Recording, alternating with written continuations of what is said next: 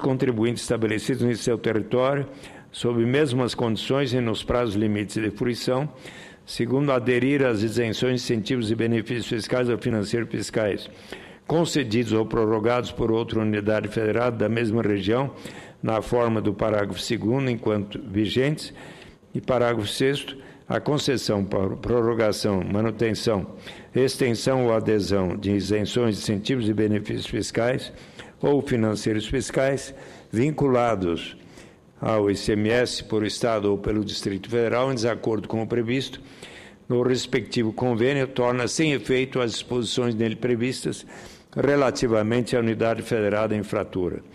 Ainda o artigo 4º, ficam afastados possíveis restrições decorrentes da aplicação do artigo 14 da Lei Complementar 101, de 4 de maio de 2000, que possam comprometer a implementação das disposições desta lei complementar, e o artigo 5º, para fins de aprovação e ratificação do convênio previsto no artigo 1º, aplicam-se os demais preceitos contidos na Lei Complementar número 24, de 7 de janeiro de 71, que não sejam contrários aos dispositivos desta lei complementar, e o artigo 6º, finalmente, essa lei complementar entra em vigor na data de sua publicação.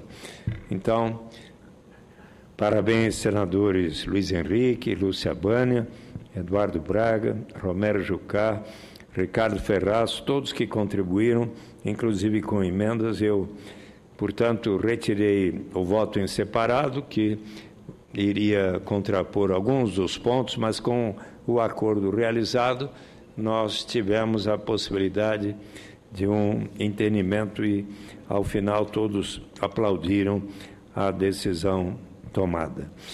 É importante apenas, senador Wellington Dias, registrar que este entendimento é importante ser complementado, primeiro, com a votação que teremos amanhã do refinanciamento das dívidas dos estados e municípios, com a modificação dos indicadores, e também com a votação da PEC sobre o comércio eletrônico, que se dará na Câmara dos Deputados, e, obviamente, todo o entendimento que iremos ter proximamente com a reforma tributária envolvendo o ICMS e outros.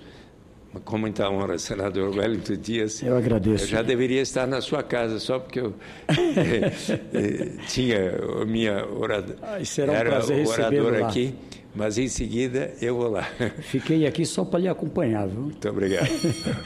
Mas eu quero saudar o senador Suplicy e agradecer aqui, eu serei bem rápido, mas não poderia também deixar de registrar a importância, não é, desse passo que estamos dando. Acompanho aqui desde 2011, acho que o Brasil inteiro sente a necessidade de uma reforma nesta área. Uma reforma que, primeiro, eu acho que a gente ainda vai chegar lá, mas primeiro tem que pensar do ponto de vista do empreendedor e do povo. O que a gente mais reclama? Carga tributária elevada. Qual é a lógica da reforma que a presidenta Dilma encaminhou para essa casa? Primeiro, criar um imposto de valor agregado que pudesse permitir que vários tributos pudessem ser unificados em um IVA estadual, um IVA federal, admitia-se a possibilidade de um IVA municipal.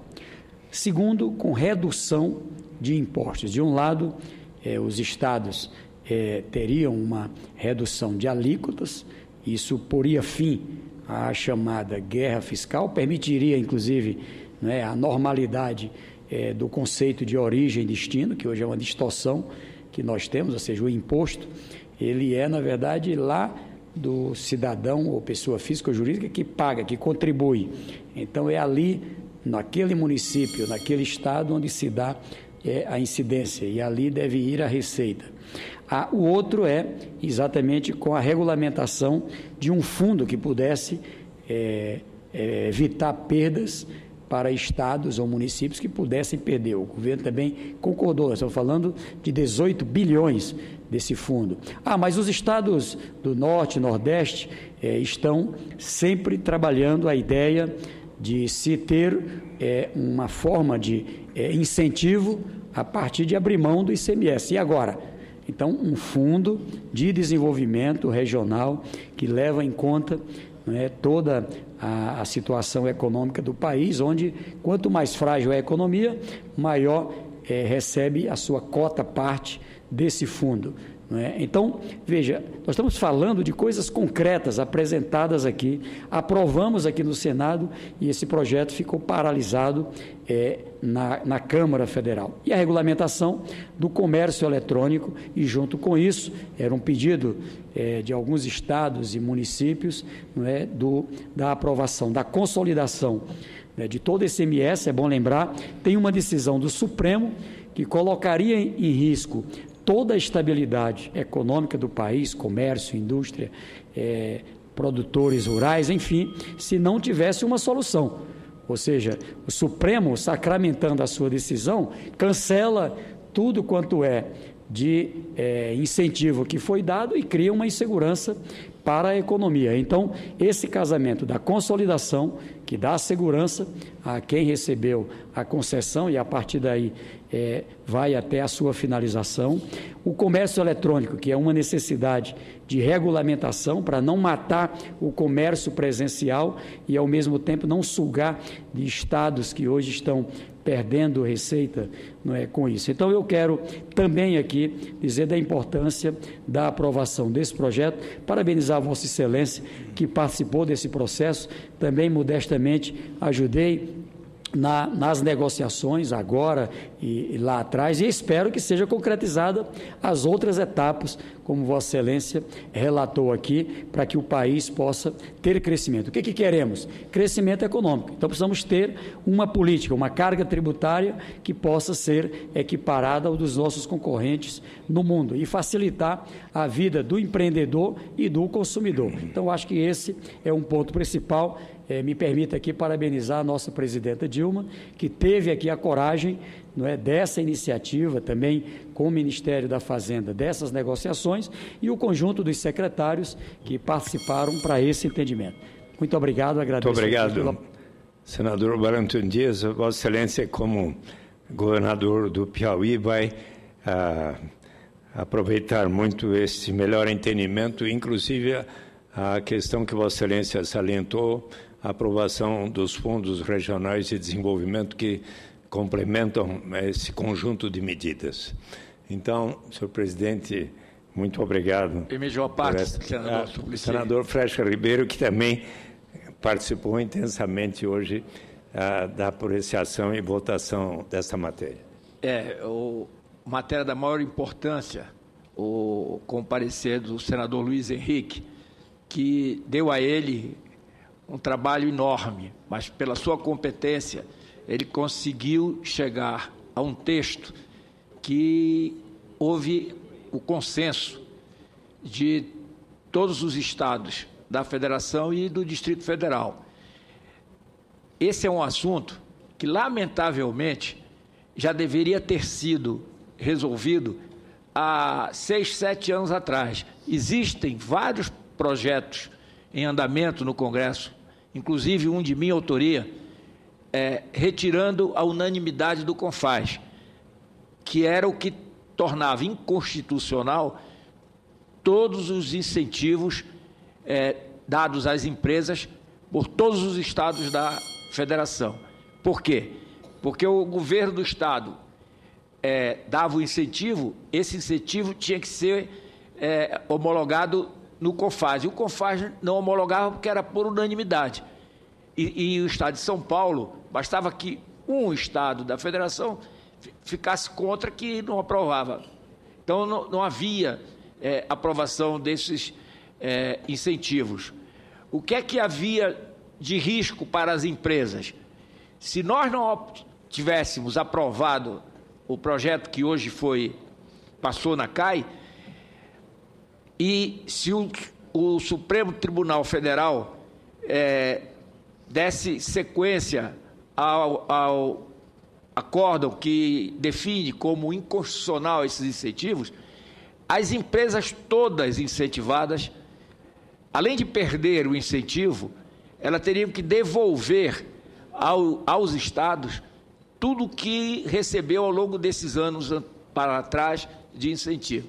Então é importante, e Vossa Excelência coloca com precisão isso, é importante o projeto que hoje foi aprovado pela CAI. Ele vai vir ao plenário e depois vai à Câmara, para que ele possa ser tornado, virar a lei. Então, aí que nós estaremos tranquilos com relação a isso. Mas eu lamento só que tenhamos perdido quase que uma década para poder aprovar algo que é de interesse de todos os estados, que todos praticam esses incentivos para atrair investimentos.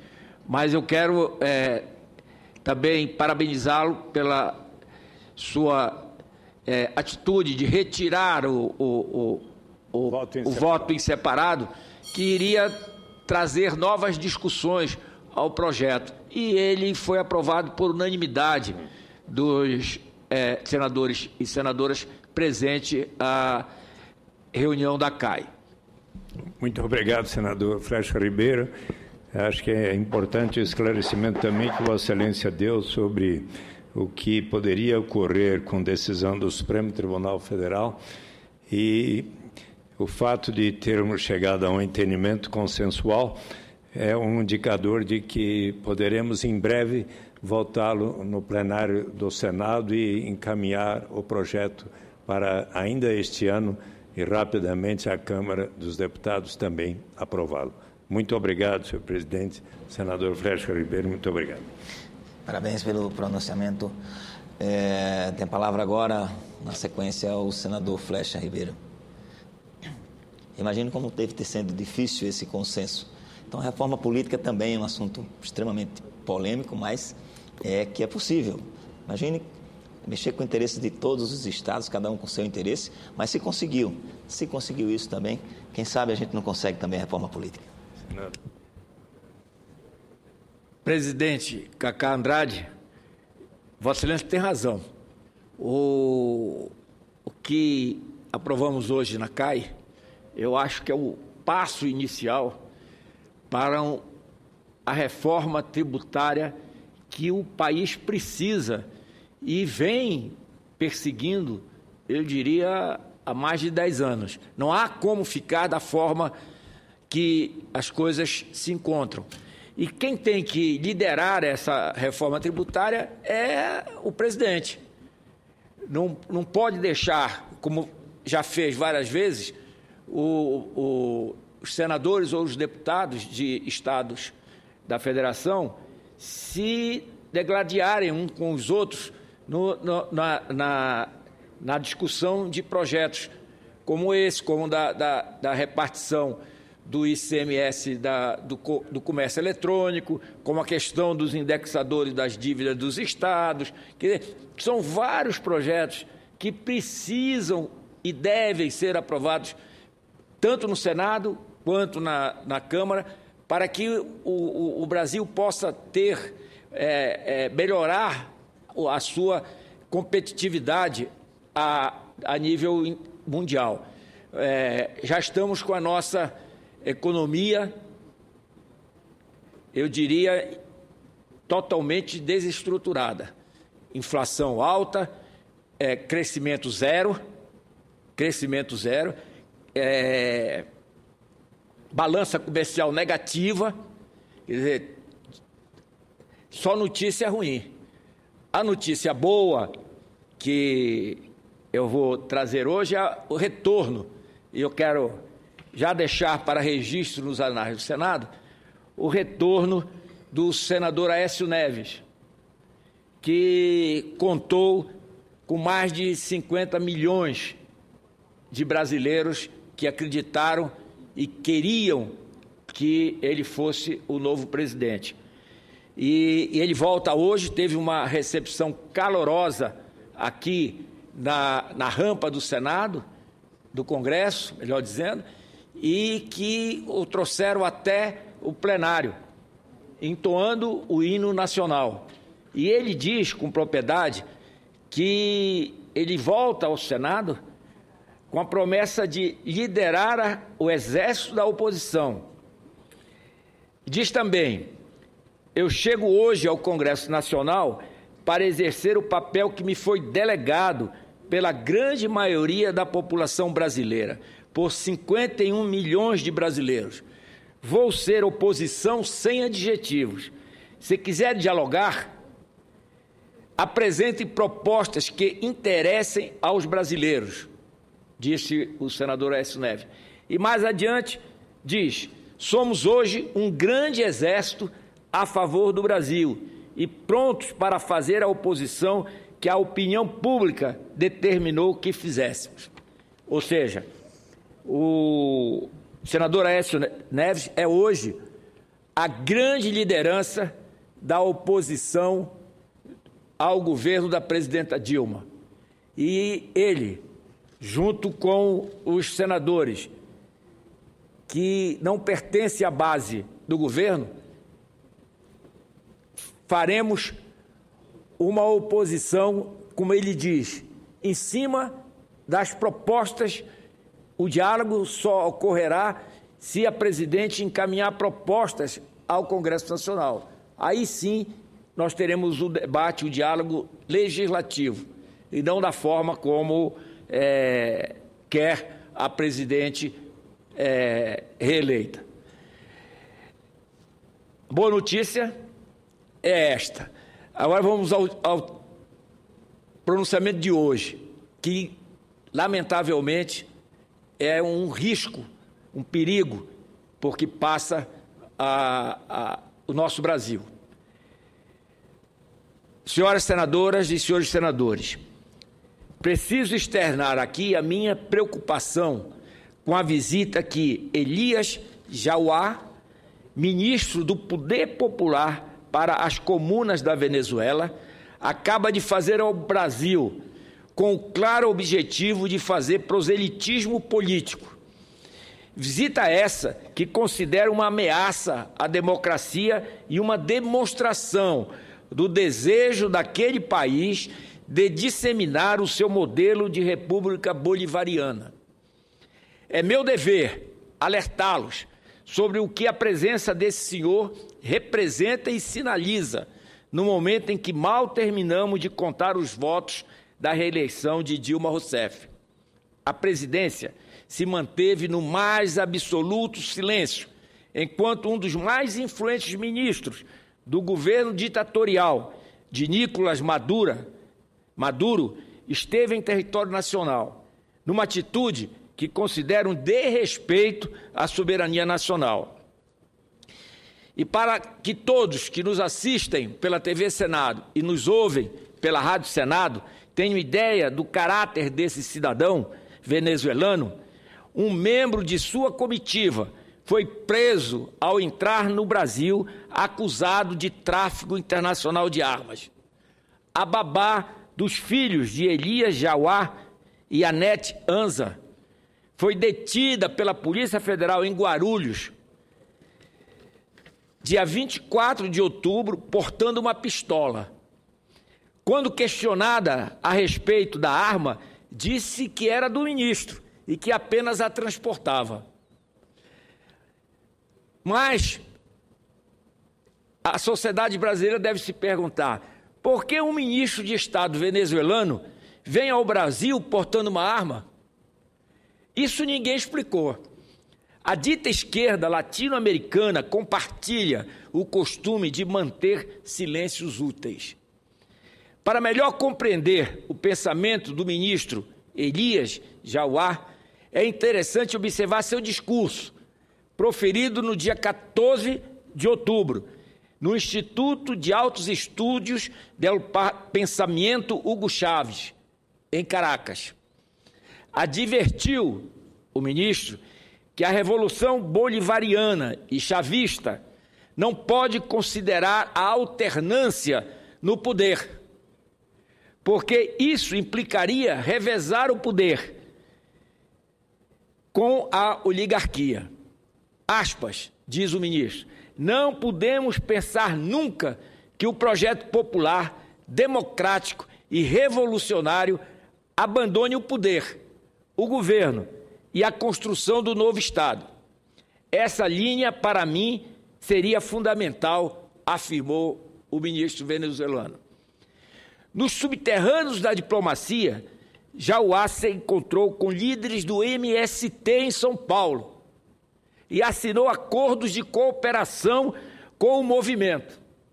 Olhe, senador Cacá, o absurdo. Declarou abertamente o ministro, aspas, esses acordos têm o objetivo de incrementar a troca de experiências e formação, pois queremos fortalecer o que é essencial para uma revolução socialista. Fecho aspas. Então o ministro veio ao Brasil e uniu com o MST, que não tem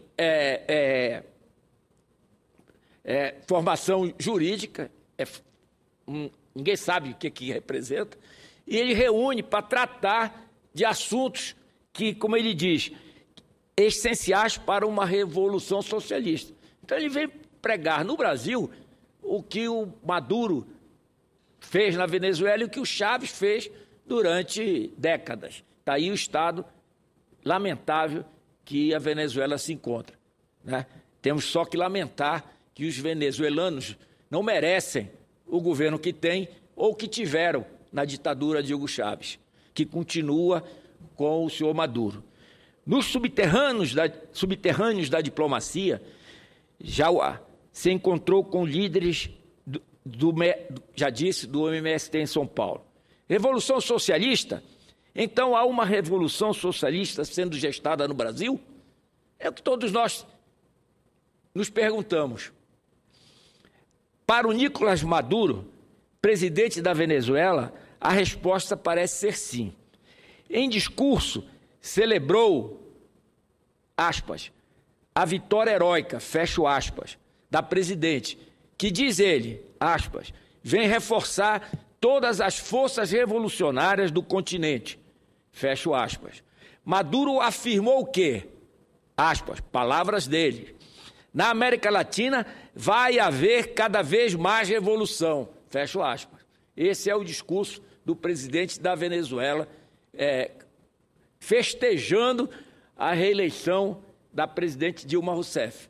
Ou seja, ele quer, ou o governo da presidente Dilma quer, transformar o Brasil numa Venezuela. Mas nós não somos Venezuela. O povo brasileiro não aceita esse tipo de submissão a que os venezuelanos estão sujeitos. Nós vamos responder à altura em toda e qualquer tentativa de transformar o sistema de governo que o Brasil hoje tem e amadurece ao longo de mais de 20 e tantos anos. Pela Telesur, cadeia de televisão que transmite desde Caracas e que se diz promotora da integração latino-americana, o apresentador comentou a visita de Jauá com a sonora frase, aspas, Brasil e Venezuela assinam acordos de cooperação em economia comunal, fecho aspas. Como é que é possível o MST representar o Brasil num acordo com a Venezuela? Isso não existe.